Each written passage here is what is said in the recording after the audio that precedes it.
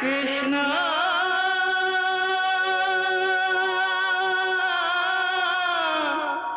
कृष्णा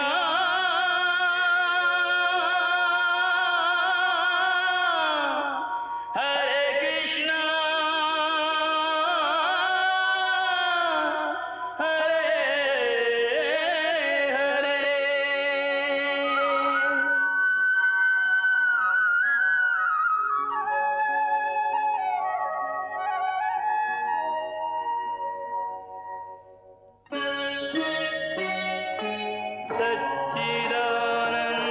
सच्चिदानन्दरूपाय विश्वोत्पत्त्यादिहेतवे तापत्रयविनाशाय श्रीकृष्णाय वयं नमः।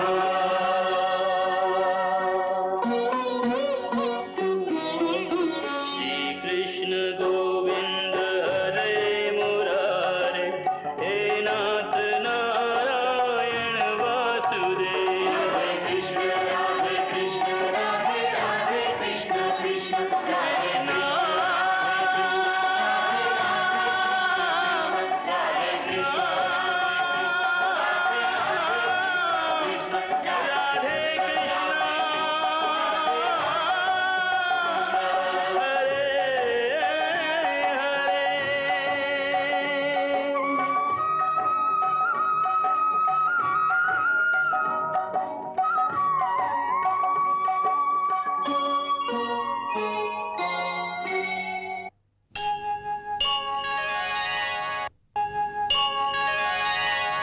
देवी, पुत्र यदि गलती कर रहा है तो उसका योग्य मार्गदर्शन करना उसके माता पिता का धर्म है। मार्गदर्शन करने के बाद भी यदि पुत्र अपनी गलती नहीं सुधार रहा है तो उसे दंड देना भी तो माता पिता का धर्म है। महादेव ने तो बाणासुर को उसकी रक्षा करने का वरदान दिया है, फिर यदि महादेव ने ही उसे दंड दिया तो ये उन्हीं के वरदान का अपमान होगा। इसलिए प्रभु, बाणासुर के अहंकार का नाश आप कीजिए। हे लीलाधारी, आप हमें अनुग्रहित कीजिए। देवी, लीला तो आपको दिखानी है। मुझे? उषा के मन में अनिरुद्ध के प्रति प्रेम के आकर्षण का बीज बोकर।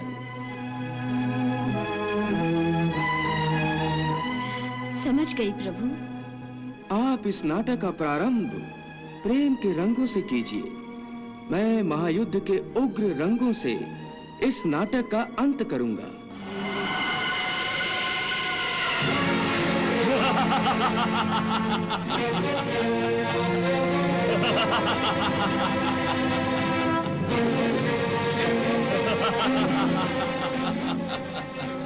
क्या बात है महाराज? आज मैं बहुत खुश हूँ कुभांड, बहुत खुश हूँ।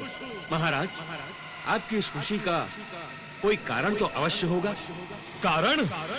तुम ही बताओ कुभांड, तुम हमारे प्रधानमंत्री हो, इतना भी नहीं बता सकते?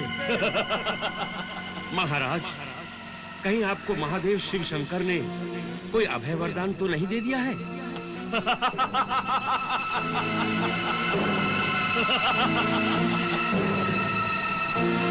महाराज, आपको खुशी से यूं हंसता हुआ देखकर ऐसा लग रहा है कि जैसे त्रिशूलधारी त्रिलोचन ने आपको त्रिलोकी का अधिपति बना दिया हो।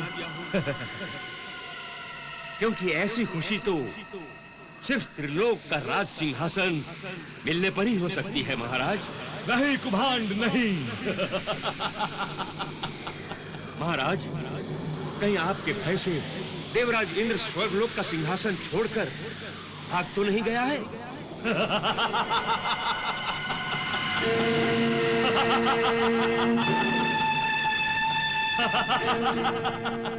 महाराज, तो फिर आपके पिताश्री असुर राज बलि को, जिन्हें विष्णु ने बंदी बनाकर पाताल लोक में रखा हुआ था, कहीं आपने उनको विष्णु के चंगुल से तो नहीं छुड़ा लिया है? ऐसा कुछ नहीं हुआ है, ऐसा कुछ भी नहीं हुआ है कुभांड। महाराज, फिर आप इतने खुश क्यों हैं? क्योंकि मुझे युद्ध करने का अवसर प्राप्त होने वाला है कुभांड। ये साक्षात नीलकंठ भोलेनाथ का वचन है कि मुझे युद्ध करने का अवसर प्राप्त होने वाला है। युद्ध का अवसर? हाँ, युद्ध कुभांड। अब मेरी तलवार म्यान से बाहर आएगी। अब मेरे शर तुड़ीर में पड़े पड़े सड़ेंगे नहीं। अब मेरे सहस्त्र बाहु शस्त्र धारण करेंगे और मैं शत्रुओं के रक्त से स्नान करूंगा। इसलिए मैं खुश हूं कुभांड, इसलिए मैं खुश हूं। महाराज, परंतु आपको किसके साथ युद्ध करने का अवसर प्राप्त होगा? मेरे उस शत्रु का नाम तो मैं जानता नहीं कुभांड, परंतु इतना अवश्य जानता हूं कि मैं भगवान शिव शंकर के बराबरी वाले योद्धा से युद्ध करूंगा। कुभांड, युद्ध जब टक्कर का हो तभी मजा आता है। शेर अगर चूहे को मसल दे तो उसमें कोई आनंद नहीं, कोई मजा नहीं कुभांड, कोई मजा नहीं। ये युद्ध होगा कब? जब मेरा अग्नि ध्वज ध्वस्त होगा तब। मैं युद्ध करूंगा कुभांड, मैं युद्ध करूंगा।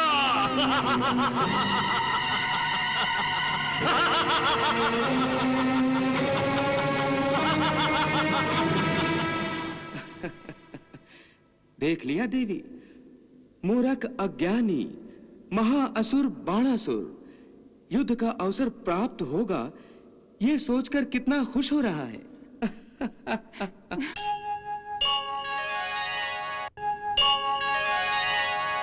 हाँ प्रभु, इसीलिए वो भगवान शिव शंकर की भविष्यवाणी के अनुसार अपने ध्वज के ध्वस्त होने की प्रतीक्षा कर रहा है कि जब ध्वज ध्वस्त होगा तो उसे युद्ध करने का अवसर प्राप्त होगा। परंतु वो ये नहीं जानता है देवी कि जब ध्वज ध्वस्त होगा तब स्वयं बाणासुर भी ध्वस्त हो जाएगा। ये आप क्या कह रहे हैं प्रभु? मैं सत्य कह रहा हूं देवी, हाँ मैं सत्य कह रहा हूं। यही संकेत तो महादेव शिव शंकर ने दिया है बाणासुर को, परंतु अपने बल और शौर्य के घमंड में रहने वाला बाणासुर शिव जी के संकेत को समझ नहीं पाया है। इसलिए वो अज्ञानी मूर्ख अपने ध्वज के शीघ्र ही ध्वस्त होने की इच्छा कर रहा है। परंतु शिव जी ने तो उसे अप्रत्यक्ष रूप में ध्वज की रक्षा करने को कहा है ना? हाँ देवी, ध्वज योद्धा का मान बिंदु है। ध्वज योद्धा का अभिमान होता है। ध्वज के अस्तित्व पर ही योद्धा का अस्तित्व निर्भर होता है। ध्वज का गिरना, टूटना अथवा ध्वस्त होना एक योद्धा के शौर्य का, बल का, पराक्रम का अपमान है। देवी, जो अपने ध्वज की रक्षा नहीं कर सकता, वो खुद की और अपने देश की रक्षा कैसे कर सकता है? जैसा कि मैंने कहा, ध्वज योद्धा के आत्मसम्मान का गौरवशाली प्रतीक है। जब ये प्रतीक ही नहीं रहेगा, तब उस योद्धा का कौन सम्मान करेगा? समझ गई प्रभु, समझ गई। अपने आप को सर्वशक्तिमान सिद्ध करने की महत्वाकांक्षा में अंधे होने के कारण बाणासुर महादेव शिव शंकर के संकेत के पीछे सत्य को देख और समझ नहीं पाया कि ध्वज के साथ साथ उसके अपने अस्तित्व का अटूट संबंध है। जब ध्वज का अस्तित्व नहीं रहेगा तो बाणासुर का अस्तित्व भी संकट में आ जाएगा।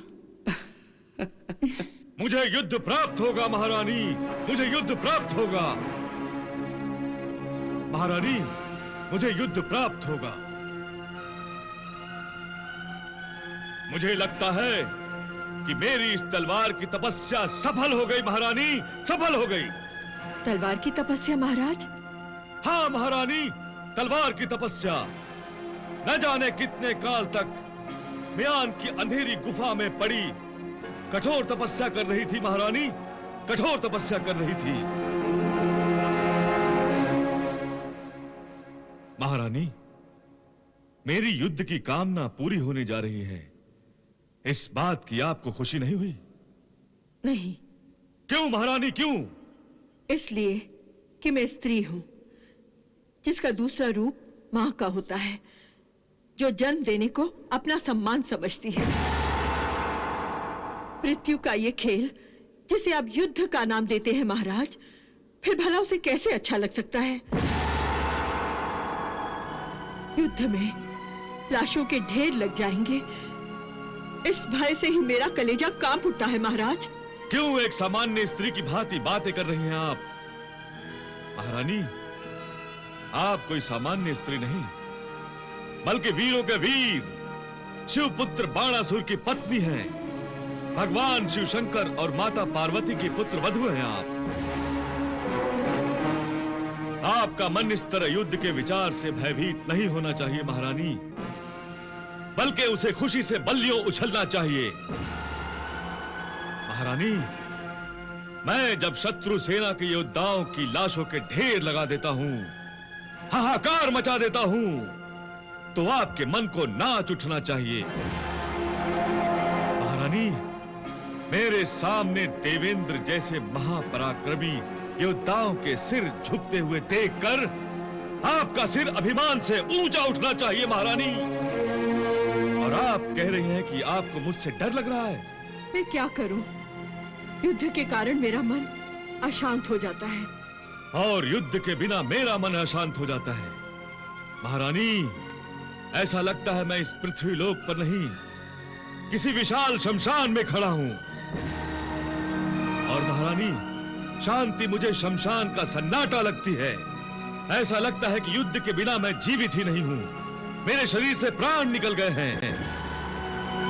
और अब युद्ध के शुभारंभ का समाचार पाकर मुझे यूं लगता है जैसे मेरे मृतक शरीर में ईश्वर ने प्राण फूंक दिए हैं।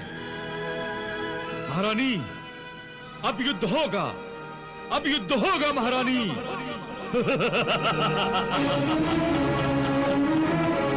मैं खुश हूं महारानी, अब युद्ध होगा और ये धरती शत्रुओं के रक्त से सनकर दुल्हन बनेगी महारानी, दुल्हन बनेगी। युद्ध की चिंता तो आपको हमेशा लगी रहती है महाराज। शत्रुओं के रक्त से धरती को दुल्हन बनाने की भी पड़ी रहती है, परंतु अपनी पुत्री के हाथ पीले करने के बारे में आप चिंता क्यों नहीं करते? इसलिए आप मुझसे रुष्ट हैं महारानी, परंतु आपको रुष्ट होने की कोई आवश्यकता नहीं, क्योंकि भगवान शंकर और माता पार्वती के आशीर्वाद से उषा का विवाह शीघ्र हो जाएगा। सच? हाँ महारानी, साक्षात माता पार्वती का यह वचन है कि वो उषा के लिए वर चुनेंगी। परंतु उषा का विवाह कब होगा महाराज? महारानी, मुझे ऐसा लग रहा है कि युद्ध और उषा का विवाह दोनों का एक दूसरे के साथ संबंध है। जब मेरा विजय ध्वज ध्वस्त होगा तब युद्ध भी होगा और उषा का विवाह भी होगा महारानी, उषा का विवाह भी होगा।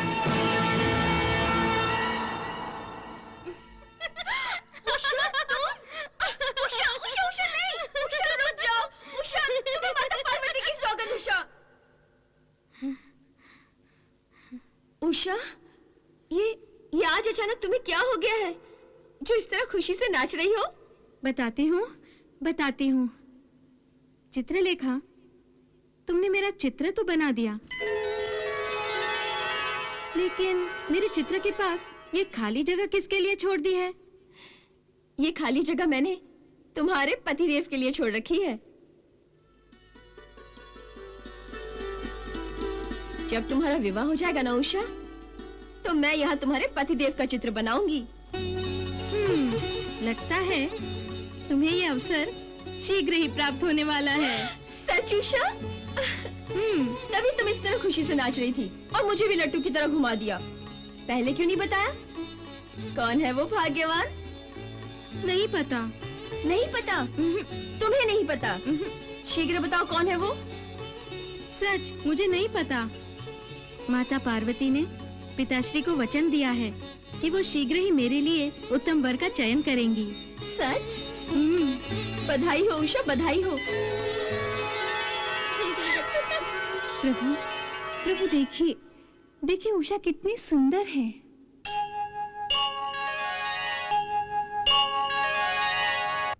प्रभु, प्रभु देखिए, देखिए उषा कितनी सुंदर है। तन से अधिक उसके मन की सुंदरता है देवी। उसका अंतर्मन कितना निर्मल और स्वच्छ है। सत्य तो यह है कि लोग किसी के मन के अंदर झांकने का प्रयास भी नहीं करते। केवल दिखावे का सौंदर्य ही उनके मन को मोह लेता है, जो वास्तव में मनुष्य मुखौटे से बढ़कर नहीं होता। आपने ठीक ही कहा प्रभु। जो केवल मुखौटे पर रीछ जाते हैं, उन्हें कभी-कभी पछताना भी पड़ता है। देवी, ज्ञानी, तपस्वी मन की सुंदरता को महत्व देते हैं, तन की सुंदरता को नहीं। वो जानते हैं सच्चा सौंदर्य निर्मल होता है, क्योंकि निर्मल सौंदर्य ईश्वर का दर्पण है। ईश्वर का ये दर्पण उस समय मैला हो जाता है देवी, जब विकारों से इस स्वच्छ निर्मल दर्पण पर दाग धब्बे पड़ जाते हैं। उसके अंतर का प्रतिबिंब उसके चेहरे पर दिखाई देने लगता है। जिसका मन सुंदर होता है, उनको सारी सृष्टि सुंदर दिखाई देती है। देवी, तपस्वी कहते हैं, निर्विकार सौंदर्य अहं के त्याग से प्राप्त होता है, और अहं का त्याग प्रभु की प्राप्ति की परम इच्छा से प्राप्त होता है। देवी, सौंदर्य ईश्वर का वरदान है, जो हर किसी को नहीं मिलता। ईश्वर जिसे चाहे दे, जिसे चाहे न दे। जिसका भाग्य महान होता है, जिस पर ईश्वर की कृपा होती है, उसी पर तो सौंदर्य की वर्षा होती है। हाँ देवी। देखिए ना, उषा का भाग्य भी तो महान है, इसीलिए तो वो इतनी सुंदर है। और प्रभु के पुत्र की पुत्रवधू जो बनने जा रही है। लेकिन माता पार्वती ने किस राजकुमार का तुम्हारे लिए चयन किया है? वो जो भी होगा मेरे सुयोग्य और अनुरूप ही होगा। तुम्हें अपने पति से बहुत अपेक्षाएं हैं ना? नहीं, अपेक्षा नहीं, माता पार्वती पर श्रद्धा है मुझे। मैं उनकी भक्त हूँ और वो अपने भक्त का कल्याण ही करेंगी। वो मेरे लिए उत्तम वर का ही चयन करेंगी, यही मेरी श्रद्धा है। वो निश्चित ही शौर्यशाली होगा, अमित पराक्रमी होगा, सर्वदा सृष्टि का कल्याण सोचने वाला होगा, दुखियानों के दुख दूर करके उन्हें सुख प्रदान करने वाला होगा और प्रजा का हित सोचने वाला ही होगा। और सबसे महत्वपूर्ण बात जो तुम भूल गई हो, वो ये है, वो तुम पर सदा प्रेम की वर्षा करने वाला होगा।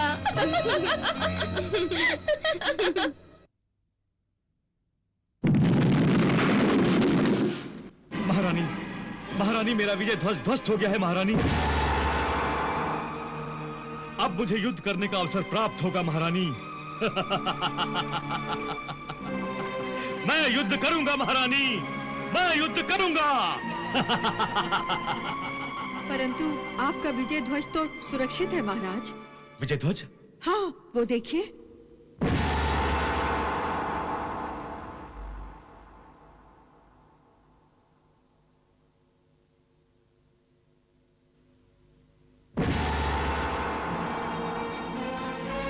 असंभव, असंभव! मैंने अपने विजय ध्वज को ध्वस्त होते हुए देखा था। वो सपना देखा होगा। सपने में ही असंभव संभव में और संभव असंभव में बदल जाता है। नहीं, मेरे सपने सच होते आए हैं, सच ही सच होते आए हैं, ये आप भली भांति जानती हैं। इस बाणासुर ने अपने बाहुबल से सदा ही असंभव को संभव बनाकर दिखाया है और फिर मेरा विजय ध्वज ध्वस्त होगा। ये तो महादेव देवाधिदेव का वचन है और उनका वचन कदापि मिथ्या नहीं हो सकता महारानी। मेरा सपना सच होगा महारानी। हाँ हाँ, तो इसमें इतना परेशान होने की क्या बात है? महारानी, आप युद्ध से घृणा करती हैं, इसलिए आप ऐसा सोचती हैं। आप मेरी मनोदशा नहीं समझ पा रही हैं महारानी। अपने ध्वज को ध्वस्त होता हुआ देखने के बाद जब मुझे यह पता चला कि वो सपना था, उस समय मुझे लगा कि मेरे मुंह तक आया घास गिर गया हो। चलिए सो जाइए। नहीं महारानी नहीं, मेरी नींद उड़ गई है। युद्ध मेरी कामना है, परंतु ये विजय ध्वज है कि ध्वस्त ही नहीं हो रहा। और जब तक मेरा विजय ध्वज ध्वस्त नहीं होता, मैं चैन की नींद नहीं सो सकूंगा महारानी, नहीं सो सकूंगा।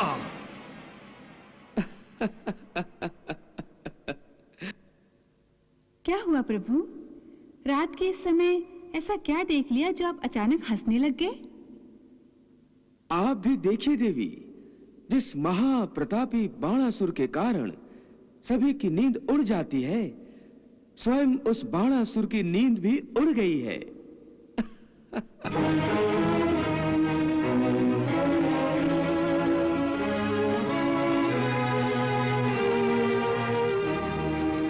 हाँ प्रभु। देवी, बाणासुर अब कभी चैन की नींद नहीं सोएगा। प्रभु, ये बाणासुर का दुर्भाग्य है। हाँ देवी, यह बाणासुर का दुर्भाग्य ही है, और उनका भी, जो अज्ञान, स्वार्थ, अहंकार और महत्वाकांक्षा के नाम पर 4 शत्रुओं से मित्रता कर लेते हैं और उनके घेरे में आ जाते हैं। वो सभी दुर्भाग्य के मारे होते हैं, क्योंकि ऐसे लोगों पर नींद कभी प्रसन्न नहीं होती। सारी सारी रात वो आंखों ही आंखों में काट देते हैं। बाणासुर की भी यही दशा है देवी।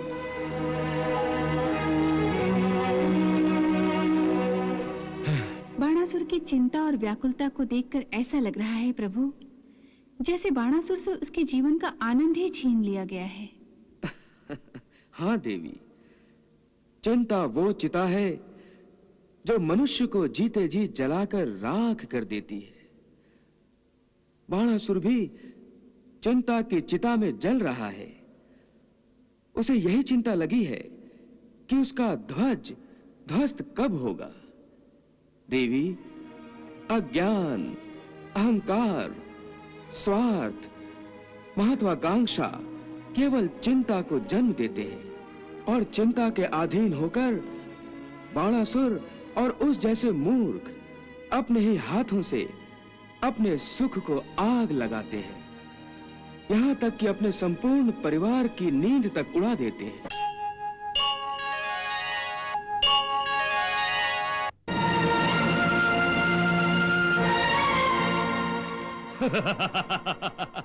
मंत्रियों, हमारे विजय ध्वज को प्रणाम करो, अंतिम प्रणाम। अंतिम प्रणाम? महाराज, आप ये क्या कह रहे हैं? हम ठीक कह रहे हैं कुमांड। हम चाहते हैं कि हमारा विजय ध्वज ध्वस्त हो जाए, इसलिए आप सब इस विजय ध्वज के ध्वस्त होने से पहले इसे अंतिम प्रणाम करें।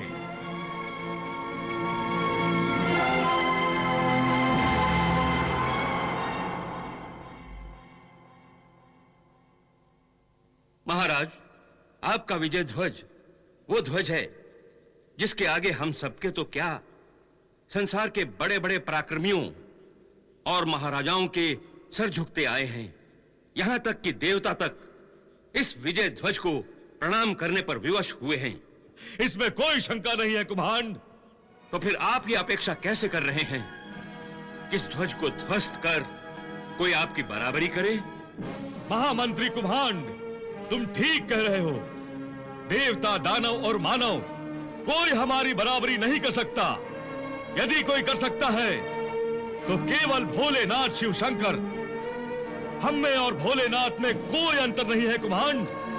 हम दोनों बराबर के शक्तिशाली और बराबर के योद्धा हैं। महाराज, आपकी असीम शक्ति भगवान भोलेनाथ के बराबर है। जब आप ये जानते हैं तो इसका अर्थ है कि इस ध्वज को कोई ध्वस्त नहीं कर सकेगा। हाँ, इसलिए हमने आदि माता पार्वती और भोलेनाथ शिव शंकर से प्रार्थना की है कि हमारा ध्वज ध्वस्त हो जाए। और हमें विश्वास है कि भोलेनाथ को हमारी प्रार्थना स्वीकार करनी होगी। इसलिए इस विश्वास के भरोसे हम अपनी पुत्री राजकुमारी उषा का एक नया और एक अनोखा स्वयंवर रचा रहे हैं। नया और अनोखा स्वयंवर? हाँ, अनोखा स्वयंवर, जिसमें यह ध्वज मुख्य भूमिका निभाएगा। महामंत्री कुम्हांड, तुम संसार के कोने कोने में घोषणा करवा दो कि हम राजकुमारी उषा का एक स्वयंवर रचा रहे हैं, और जो कोई राजकुमार स्वयंवर के अवसर पर इस ध्वज को ध्वस्त कर सकेगा, हम अपनी पुत्री राजकुमारी का हाथ उसके हाथ में दे देंगे। जो आज्ञा सुरेश्वर। कुम्हांड, हम शीघ्र, अति शीघ्र अपने विजय ध्वज को ध्वस्त होता हुआ देखना चाहते हैं। कुम्हांड, जाओ, घोषणा करवा दो।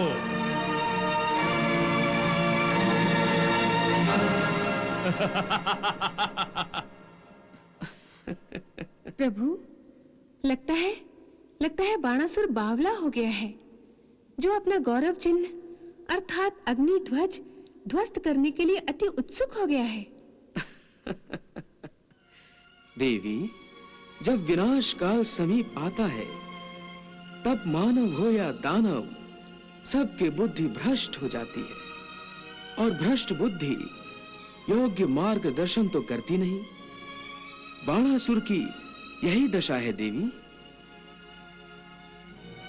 देवी, जब मानव या दानव का सिर ईश्वरीय शक्ति के आगे विनम्रता से झुकता है, तब ईश्वरीय शक्ति उसे आशीर्वाद ही देती है। परंतु जब यही सिर आसमान में छेद करने लगता है और ईश्वरीय शक्ति को चुनौती देने का दुस्साहस करने लगता है, तब वही ईश्वरीय शक्ति उसे कठोर दंड देती है। देवी, दंड नायक कुछ अपराधों के लिए क्षमा भी करता है, परंतु अक्षम्य अपराध के लिए क्षमा नहीं मिलती। महादेव शिव जी से बराबरी करने का दुस्साहस करने वाले बाणासुर को क्षमा नहीं, दंड ही दिया जाएगा।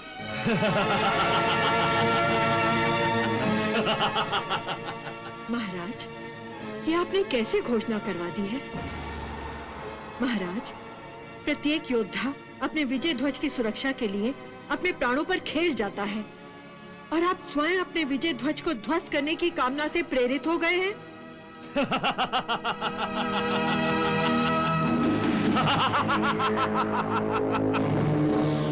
अपना ही ध्वज ध्वस्त करने की कामना का अर्थ है अपने ही हाथों से अपने ही पैरों पर कुल्हाड़ी चलाना, अर्थात अपना ही सर्वनाश करना। परंतु ये विजय ध्वज सामान्य नहीं है राजकुमारी उषा। महाराज बाणासुर ये बात क्यों नहीं समझते?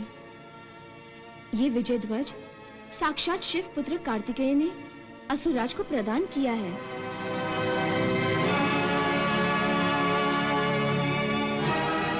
इस विजय ध्वज के द्वारा ही स्वयंवर होगा, इसमें बुरा क्या है महारानी? परंतु माता पार्वती के वचन का क्या होगा महाराज, जो उन्होंने राजकुमारी उषा का वर चुनने के संबंध में दिया था? जो भी राजा और राजकुमार ध्वज ध्वस्त करने आएंगे, उनमें से वही ध्वज ध्वस्त कर पाएगा जो माता पार्वती के अनुसार उषा के योग्य होगा।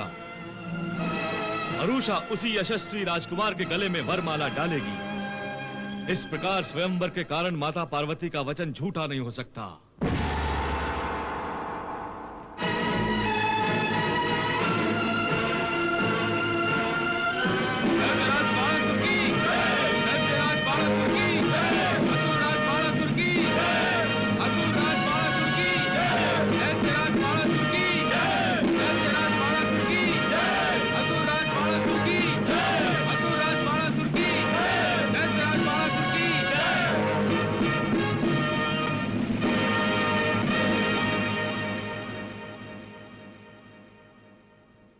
उषा, कहीं इन राजकुमारों में से किसी ने तुम्हारा मन तो नहीं मोह लिया? देखो उषा, कहीं किसी गलत राजकुमार को अपना दिल न दे देना। चित्रलेखा, अरे भाई, जो राजकुमार विजय ध्वज को ध्वस्त करेगा, असुरेश्वर उसी के हाथ में अपनी बेटी का हाथ देंगे।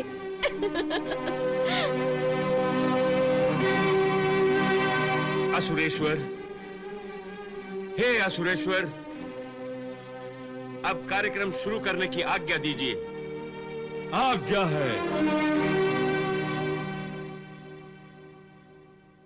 शूरवीर राजकुमारों, असुरेश्वर ने अपनी राजकुमारी का अनोखा स्वयंवर रचा है। राजकुमारी उषा के साथ 7 फेरे लेने योग्य वही राजकुमार होगा जो असुरेश्वर की एक शर्त पूरी करेगा, जो आपको पहले ही बता दी गई है।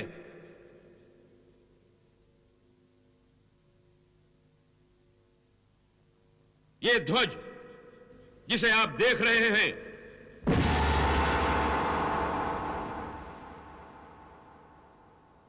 वो त्रिलोकी विजेता शिवपुत्र महाराज बाणासुर का विजय ध्वज है। और शर्त के अनुसार आपको इसी विजय ध्वज को ध्वस्त करना है।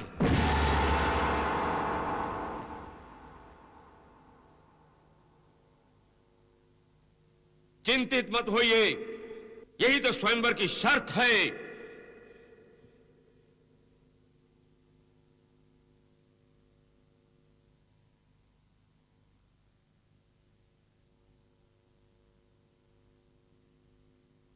आप लोगों के सम्मुख अस्त्र शस्त्र रखे हैं। जिस शस्त्र से आप ध्वज ध्वस्त करना चाहें, उस शस्त्र का प्रयोग करके आप ध्वज ध्वस्त करने का प्रयास कर सकते हैं। आप में से जो भाग्यशाली राजकुमार इस विजय ध्वज को ध्वस्त करेगा, उसे असुरेश्वर की सुंदर कन्या अर्थात राजकुमारी उषा वरमाला पहनाएंगी।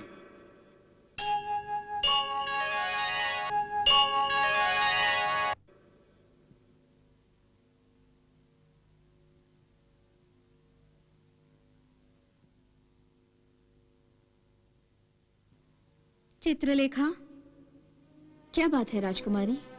यदि विजय ध्वज को ध्वस्त करने वाला राजकुमार माता पार्वती की इच्छा अनुसार नहीं हुआ और मैंने उसके गले में वरमाला डाल दी, तो ये तो अनर्थ हो जाएगा ना? हाँ, ये तो है।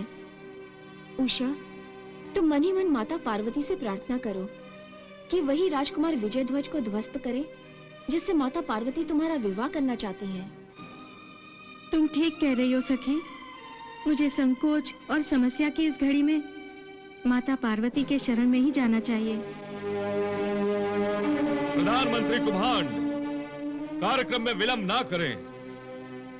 मैं अपना ये अग्नि ध्वज शीघ्र अति शीघ्र ध्वस्त होते हुए देखना चाहता हूं। आप राजकुमारों को कार्यक्रम शुरू होने का संकेत दें। जो आज्ञा महाराज।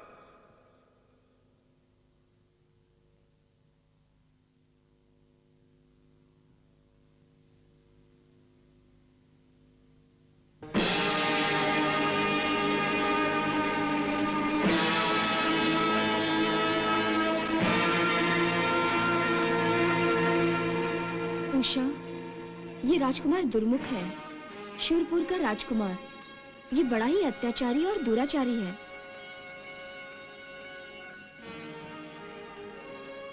हे आदिशक्ति माता पार्वती, मैं आपकी शरण में आई हूँ। आप ही ने मेरे लिए वर चुनने का वचन दिया है। मुझे बताइए, क्या ऐसे दुराचारी के साथ मेरा संजोग होगा?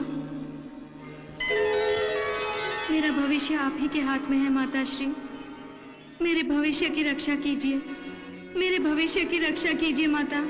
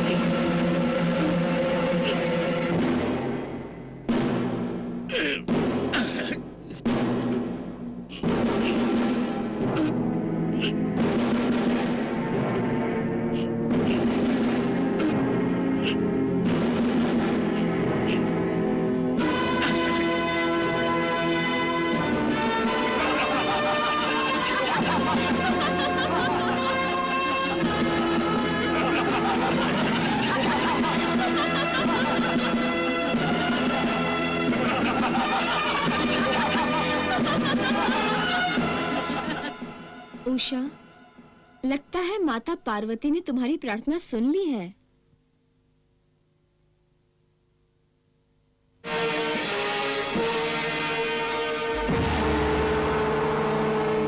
उषा, ये अधर्मपुर का अधर्मी राजकुमार निशुंभ है। ये बड़ा ही अनाचारी, अत्याचारी और दुरात्मा है। भोगों में मस्त, लालसा का मारा और सदैव अतृप्त रहने वाला है।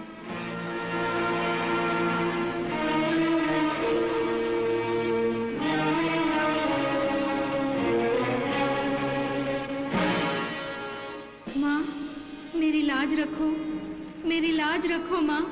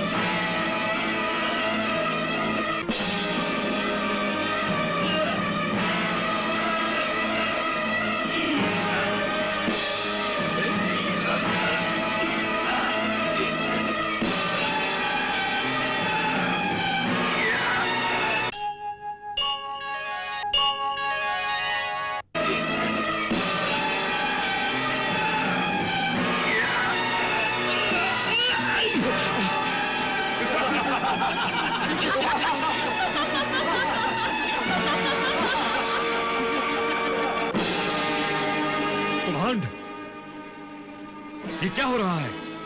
क्या हो रहा है कुम्हांड?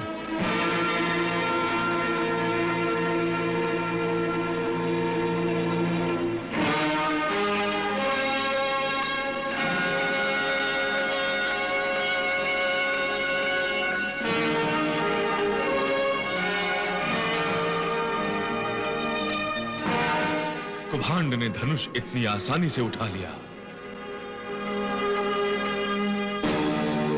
परंतु इसी धनुष को उठाते उठाते राजकुमार नीचे गिर पड़ा। आश्चर्य की बात है।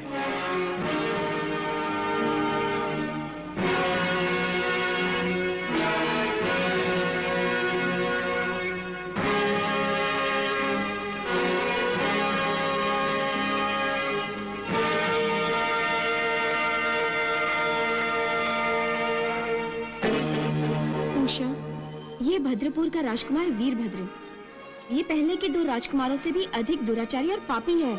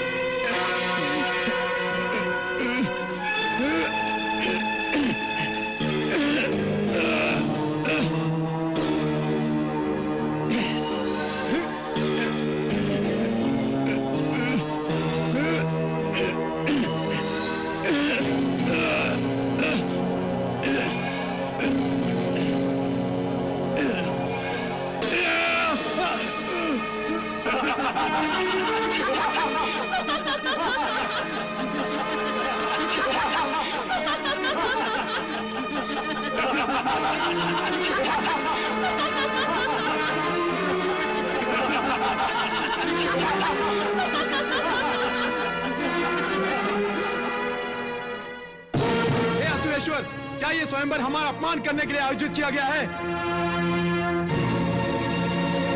ये सारे शस्त्र, ये सारे हथियार मायावी हैं। हम इन्हें उठा तक नहीं सकते। इतने तो दुर्बल नहीं हैं हम। नहीं राजकुमारों, आपकी शंकाएं व्यर्थ है। ये शस्त्र मायावी नहीं है, और ना ही आपका अपमान करने के लिए मैंने अपनी पुत्री का स्वयंवर आयोजित किया है। यदि आप सचमुच अपनी पुत्री का स्वयंवर करना चाहते हैं, तो हमें हमारे अपने शस्त्रों से इस विजय ध्वज को ध्वस्त करने की अनुमति दीजिए।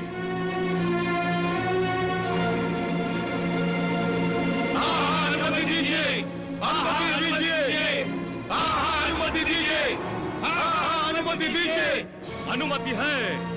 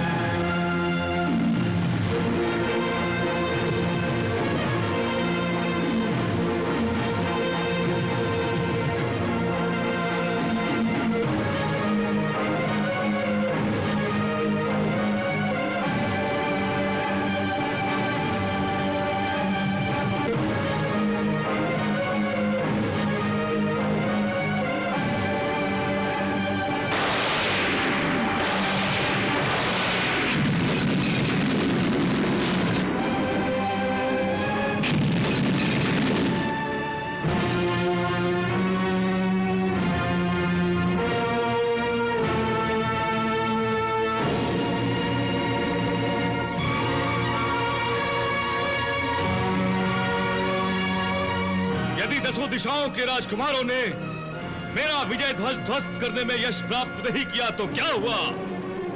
मैं स्वयं अपना विजय ध्वज ध्वस्त करके रहूंगा। रुक जाइए महाराज। नहीं कुम्हांड, नहीं, मुझे कोई नहीं रोक सकता। मैं ये विजय ध्वज ध्वस्त करके रहूंगा। नहीं महाराज, रुक जाइए। एक बार फिर से सोच लीजिए। नहीं कुम्हांड, नहीं, मैंने सोच लिया है। मुझे युद्ध चाहिए और युद्ध के लिए इस ध्वज का ध्वस्त होना अति आवश्यक है। इसलिए मैं इसी क्षण इस विजय ध्वज को ध्वस्त कर रहा हूं। कुम्हांड, जय महादेव।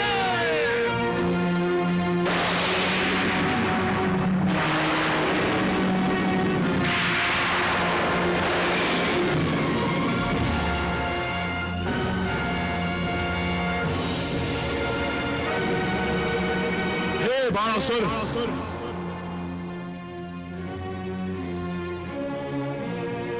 ज्येष्ठ शिव पुत्र कार्तिकेय के प्रदान किए हुए इस अग्नि ध्वज के ध्वस्त होने का समय अब तक नहीं आया है।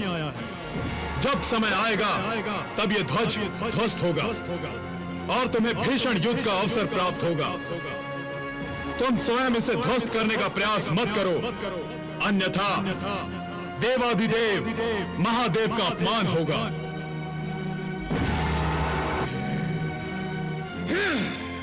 कृष्णा